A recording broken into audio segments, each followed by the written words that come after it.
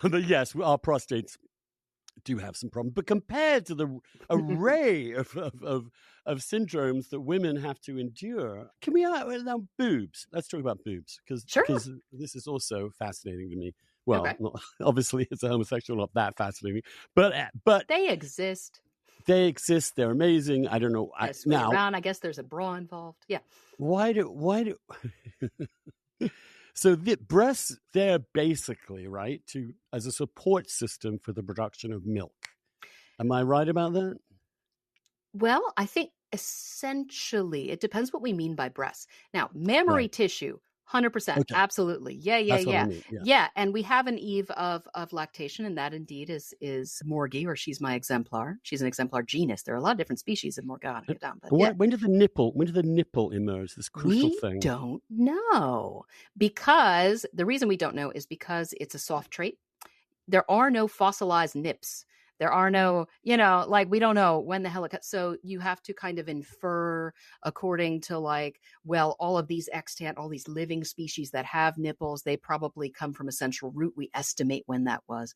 But the real takeaway I can just tell you is we don't know. But we do know what all the advantages are of having a nipple.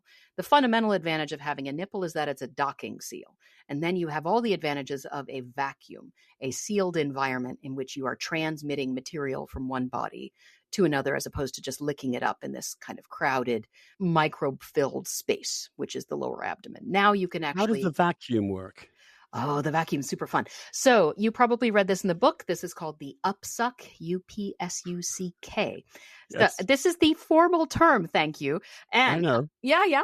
So I've heard of it in another context, but go ahead.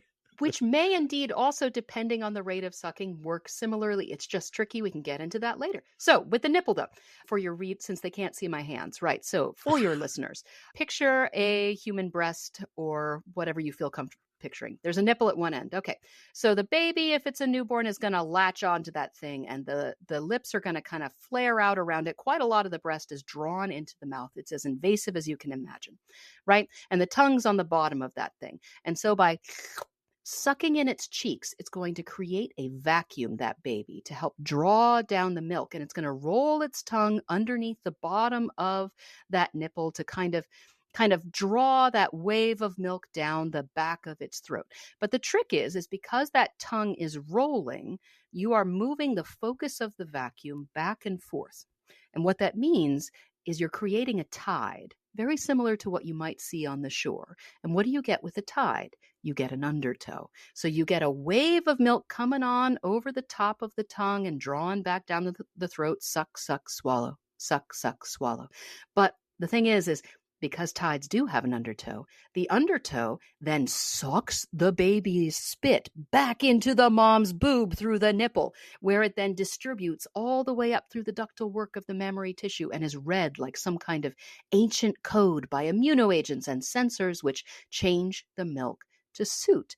If the baby is sick, the milk changes. It changes its amount of cortisol. It changes its hormone profile. It changes its ratio of proteins to sugars. It helps the baby heal. Now, my baby was terrible at latching and decided to chew instead of suck. So I had a very intimate relationship with a breast pump, which I sometimes had to do on an airplane going across the country. So I have skills, is what I'm saying. And it's fine. Fed is best. But in the long evolved context in which breastfeeding happened, you had that upsuck, which provided obvious advantages. In that way, the mammary tissue with a nipple is a two-way communication system as much as it is a delivery system. That's incredibly interesting. And weird and gross, but great. And weird, but brilliant.